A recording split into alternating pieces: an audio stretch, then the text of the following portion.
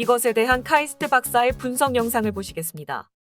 자, 이게요, 참으로 황당하게 들릴 수도 있는데요. 진짜로 주면 어떻게 되는지 한번 분석해 보도록 하겠습니다. 자, 이 그림은요, 부자와 보통 사람과 빈곤층에 대해서 재산 및 부채를 나타낸 그림입니다. 자, 우리나라 통계에 따르면요, 보통 사람이 가지고 있는 재산이 한 3억 정도 됩니다. 그리고요, 부채는 한 5천만 원 정도 됩니다. 억으로 표현하면 0.5억 정도가 되겠죠. 이게 우리나라 대충 평균치입니다. 그리고요, 빈곤층은 재산이 한 2천만 원만 있는 걸로 가정했습니다. 그리고 부채는 한 1억 정도 있는 걸로 가정을 했습니다. 그리고 부자는요, 그냥 20억을 갖고 있다고 우선 가정을 했습니다. 그리고 부채는 2억 정도를 가지고 있는 걸로 가정을 했습니다. 자, 이게 현재 상황이라고 한번 가정을 해봅시다. 자, 이런 상황에서요, 각각에게 1억씩 줬다고 한번 생각해 보도록 하겠습니다. 자, 1억씩 주면은 이 사람들이 어디에 쓸까요? 자, 현재 우리나라 상황을 보면요, 현재 금리가 올라가고 있죠? 그래서 대출이 많은 사람이나 빈곤층의 경우에 현재 이자 비용에 시달리고 있는 것이 현실입니다. 사실 요즘 대출 없는 사람이 없잖아요. 그래서요, 현 상황에서 1억 원씩을 지급하면은 주로 빚을 갚는 데 쓸 확률이 높다라고 할 수가 있겠습니다. 자, 그래서요, 1억 지급 후 주로 빚을 갚는 데 사용했다고 한번 가정해 보겠습니다. 자, 빈곤층 빚 다 없앴고요. 보통 사람의 경우는요, 빚을 갚고 돈이 약간 남아서 재산이 약간 늘었습니다. 그리고 부자 같은 경우는 부채가 조금 많았기 때문에 부채가 조금 줄어드는 것에서 끝이 났습니다. 자, 1억 원씩 주면은 이렇게 될 것으로 생각이 듭니다. 자, 그런데요, 전 국민에게 1억 원씩 주면은 그 돈 가치가 하락이 되겠죠? 자, 돈 가치가 얼마나 하락할지 정확하게 판단하기는 힘든데요, 한 20% 정도 하락한다고 가정해 보도록 하겠습니다. 그럼 원래 갖고 있는 재산 중에서요, 돈 가치 하락으로 인해서 20%씩 줄어드는 걸 가정을 했습니다. 그럼 재산이 실질적으로는 아까 20억 있던 게 한 16억 정도의 가치가 된다, 이런 얘기입니다. 보통 사람도 좀 줄어들고요, 빈곤층도 재산이 이렇게 줄어들게 됩니다. 자, 그런데요, 그 돈이 많이 풀리니까 자산 가치가 상승하겠죠? 주식이나 부동산의 가격이 올라갈 겁니다. 자, 이 자산 가치가 얼마나 상승할지도 사실 예측하기가 좀 쉽진 않은데요, 현재 금리가 상승하고 있는 상황이기 때문에 자산 가치가 한 10% 정도 상승할 것으로 전망이 됩니다. 그래서 한 10% 정도 상승한다고 가정해 보도록 하겠습니다. 그러면 이제 돈 가치 하락으로 인해서 이렇게 줄어들었던 재산이요, 다시 자산 가치 상승으로 인해서 한 10%씩 늘게 됩니다. 자, 그렇게 해서 이렇게 10%씩 는 금액을 다시 이렇게 적었습니다. 자, 그리고요, 물가가 좀 올라가겠죠? 그 자산 가치뿐만 아니라 다른 물가들도 조금씩은 올라갈 수 있을 것으로 전망이 됩니다. 그래서 약간의 물가 인상이 있을 수 있을 것으로 전망이 됩니다. 이 물가 인상은 이 표에는 나타낼 수가 없죠? 그래서 별도로 이렇게 나타냈습니다. 자, 그래서요, 결국 어떻게 되느냐? 현재는 아까 제가 이렇게 가정을 했었죠? 그게요, 1억씩 주고 나면 어떻게 되느냐? 결국 이렇게 됩니다. 자, 어떤 차이가 있나요? 부자는 큰 변화 없죠? 재산이 조금 변했고 부채가 조금 줄어들었습니다만 사실 큰 변화는 없다고 할 수가 있겠습니다. 자, 그런데요, 이 보통 사람과 빈곤층을 보면요, 재산은 거의 그대로인데요, 부채가 없어졌죠? 자, 그래서요, 1인당 1억 원씩 지급하면 어떤 효과가 나느냐? 중산층과 빈곤층의 빚을 탕감시키는 효과가 있다, 이렇게 얘기할 수 있겠습니다. 거기다가 이제 약간의 물가 인상은 이루어진다고 할 수가 있겠습니다. 자, 그래서 오늘 영상의 결론입니다. 성인 1인당 1억 원씩 지급. 이게 실제로 하면 어떤 효과가 있냐면요. 중산층 이하의 서민들의 빚을 탕감시키는 효과를 가져올 것으로 전망이 됩니다. 그리고 거기다가 약간의 물가는 인상될 것으로 전망이 됩니다. 자, 그래서 이 정책에 대한 저의 평가를 한번 내려보겠습니다. 자, 이거 얼핏 들으면 허황된 표파리 공약처럼 보입니다. 하지만요, 꽤 나름 깊은 의미가 있는 공약으로 생각이 듭니다. 사실 저도 이걸 이해하는데 조금 오랜 시간이 걸렸습니다. 현재 이 코로나 이후에 가계대출이 많아졌죠? 그런데 그런 상황에서요, 현재 지금 정부가 금리를 올리고 있습니다. 그러면 지금 가계대출 많으신 분들이 이자 부담 때문에 박살나거든요?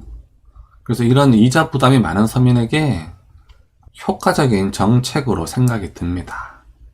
그래서 현 시점에서 어떻게 보면은 상당히 좋은 공약일 수도 있다는 생각이 듭니다. 자, 숫자가 많냐 이런 질문을 하실 수 있어요. 자, 본 영상의 구체적인 수치가 약간 틀릴 수도 있습니다. 뭐 돈 가치 하락이나 자산 가치 상승률 같은 게 좀 틀릴 수 있죠. 하지만 전체적인 맥락은 변하지 않을 겁니다. 그러니까 즉 결론인 중산층과 빈곤층의 빚을 탕감시키는 효과가 있다. 그 결론은 변하지 않을 것으로 생각이 됩니다. 작년에 정부가 14조 원 추경을 발표했거든요. 그래서 이제 14조 규모의 추경을 하는데 그 중에 11조 3천억 원은 이제 국채 발행으로 이제 메꾼다고 합니다. 이재명 후보, 윤석열 후보는 이 추경에 대해서 되게 찬성하는 목소리를 내면서 윤석열 후보 같은 경우는 추경을 한 50조는 해야 된다, 증액해야 된다. 이재명 후보 역시도 그 사람들이 여기에 퍼포니즘이야. 추경이라는 거는 네. 이 국민들의 생활은 피폐해졌잖아. 네. 근데 정부는 지출을 계속 늘리겠다는 거야. 자기들 걸 줄여서 국민한테 줘야 돼. 우리나라가 뭐 돈이 많이 벌렸다면 추경을 했다 이해가 가요. 네. 그러니까 우리나라의 국민의 생활은 피폐해졌는데 공무원들은 더 많이 썩었다. 방만한 살림을 하겠다. 안 돼. 추경이라는 말도 꺼내지 말. 이렇게 신년이 들어오면서부터 이게 추경 얘기가 나오는 게 또 선거를 이제 대비하기 위한 그 것 선거용이야. 아니냐는 추경해서 네. 선거용 선거 때쯤 가면은 2월 말쯤 되면은 몇백만 원씩 퍼주겠다는 거야. 소상공인들 표 위에서 돈 뿌린다 이 소리야. 그거 있을 수 없어. 에? 우리는 반대입니다. 그거 자체가 부정선거야. 선거를 앞두고 추경 예산을 편성한다. 네. 그 자체가 부정선거예요. 힐책하는 거예요. 그 그래서 속이 다 들여다 보여요. 네, 지금까지 신년 추경 예산안에 대한 허경영 후보님의 입장을 들어보았습니다. 코로나19로 인한 소상공인들의 피해 보상을 위해 집행되는 14조 원 규모의 신년 추경 예산. 하지만 허경영 후보님의 말씀처럼 추가 경정 예산안에 대해 우려의 목소리가 나오고 있는 것 또한 사실입니다. 전문가들의 분석으로는 예산을 충당하기 위한 적자 국채 발행은 결국 국채 가격의 하락을 동반하고 시중의 금리를 인상시키는 결과를 불러온다고 합니다. 왜 그런 것일까요? 국채의 공급이 늘어난다는 것은 그만큼 국채의 가격이 낮아진다는 것을 의미합니다. 수요는 같은 상황에서 공급이 늘어난다면 대상의 가격은 내려가는 것이 자유시장의 원칙입니다. 이처럼 수요는 같은 상황에서 정부가 추가적인 국채를 발행하게 되면 국채의 가격은 하락하게 되며 국채의 가격이 하락하는 것은 반대로 말해 국채의 이자율이 높다는 것을 의미합니다. 예를 들어보겠습니다. 1,000만 원에 사서 5년 뒤에 1,100만 원의 금액을 상환받기로 한 국채의 경우 이 국채의 금리는 10%로 볼 수 있습니다. 하지만 국채의 추가 공급으로 국채의 가격이 내려가면 투자자는 1,000만 원이던 국채를 900만 원에 매입할 수 있게 되고 그 경우 900만 원의 국채를 사서 5년 뒤에 1,100만 원의 이자를 얻을 수가 있게 되니 국채의 금리는 120% 정도가 상승한 것이라 볼 수 있습니다. 이렇게 국채의 금리가 상승되었다고 한다면 시중은행에선 굳이 낮은 금리의 기업들과 개인들에게 대출을 해줄 필요가 없게 되죠. 국채의 금리가 상승했기 때문에 거기서 은행은 더 큰 이득을 얻어낼 수 있게 되기 때문입니다. 상대적으로 시중의 금리는 국채의 금리보다 낮기 때문에 은행은 자연스레 국채의 금리에 맞춰 시중의 금리도 올리게 됩니다. 이렇게 시중의 금리가 오르게 되면 어떻게 될까요? 금리가 인상된다는 것, 영업정지와 시간 제한 등으로 막대한 경제적 피해를 입은 자영업자들과 부동산 가상화폐 투자 등으로 많은 빚을 지고 있는 국민들이 매달려야 하는 부채의 이자율이 높아진다는 것입니다. 그러니까 시중금리가 인상되면서 개인이 내야 하는 부채에 대한 이자가 적게는 매달 몇만 원에서 많게는 매달 몇백만 원까지 인상되는 결과를 초래하는 것입니다. 그러니까 지금 정부에서는 소상공인을 지원한다는 명목으로 추가 경정 예산안을 책정했지만 결국엔 시중금리의 인상을 유발하게 되고 있는 빚을 지고 있는 서민들에게 더 무거운 짐을 지우게 하는 결과를 초래하게 되는 것입니다. 그래서 이번 추경을 통해서 그 피해받은 소상공인들에게 뭐 300만 원의 지원금 지급하겠다는 얘기하고 있는데요. 허경 후보님께서는 1억을 줘야지 300만 원 가지고 안 된다 이 말이에요. 그러니까 우리 펌프에 바삭 마른 펌프에 네. 물 한 숟가락 주는 거야 300만 원. 근데 OECD 평균적으로 준 게 9천만 원인데 우리는 말이야 200만 원 최고 준 게 500만 원 뭐 이런 거야. 네. 그거 안 되는 거예요. 줄 빼는 그냥 9천만 원. 1억 주자 이거예요. 몇백만 원 찔끔찔끔 줄 바에는 양적 완화를 통해 1억 원의 생계지원금을 한 번에 확 풀어야 한다는 허경영 후보의 주장. 여기서 여러분은 이러한 의문을 가질 수도 있습니다. 허경영 후보는 1억 원씩 지급하는 것을 국채 발행을 통해 한다고 하는데 그러면 이번 추경과 마찬가지로 시중금리는 똑같이 인상되는 거 아니야? 라고 말이죠. 그렇다면 허경영 후보의 1억 원 지급은 과연 금리의 인상을 불러올지 1억 원을 지급하는 것은 물가폭 등 하이퍼 인플레이션을 초래하는지에 대해 허경영 후보님의 입장을 들어보겠습니다. 양적 완화를 할 때는 모든 국가의 채권이나 이런 거는 아무 문제가 없어. 대통령이 대통령령으로 네. 정하기 때문에 금융계는 수동적으로 간다고 밖에 볼 수 없지. 후보님께서 시행하실 양적 완화 국채 발행에서는 뭐 금리가 인상된 효과는 없을 거라는 아무 상관. 이게 무슨 말이냐면은 한 달에 생활 우리가 나라의 수입이 1억 불 때, 네. 수출 1억 불 때는 그 금리가 부담을 줘. 근데 지금 몇억 불이죠? 1,000억 불이야. 1,000억 불이면은 그 이자는 이자도 아니고 원금도 아니야. 파이가 1,000배 커졌다니까. 무슨 말이냐면 경제 규모가 100원 가지고 둘이서 놀다가 네. 이게 1억으로 높아져 버렸어. 늘어나 버렸어. 그러면 100원에 대한 이자는 아무것도 아니다 이 말이야. 1억이 됐을 때. 네. 지금 우리 경제 규모가 그때 1억 불 가지고 생사를 걸었잖아. 네. 지금 1,000억 불이야. GDP는 2,000조야. 수출은 1,000조지만은 우리가 실제 경제 규모는 2,000조란 말이야. 2,000조인데 이거를 더 늘려버려. 2,000조를 더. 그럼 4,000조가 되는 거지. 네. GDP를 파이를 키워주는 효과가 나오는 걸 경제학자들은 잘 몰라요. 우리가 옛날에 박 대통령이 독일에 가서 돈 빌려온 거 얼마 돼? 얼마 안 돼요. 지금 생각하면 그건 개인이 빌리는 돈 정도야. 그러나 그때는 그게 나라의 운명을 좌우했어. 그래서 내가 지금 양적 완화하는 게 뭐 국가에 뭐 피해를 주고 채권 값이 내려가고 이런 거 없어.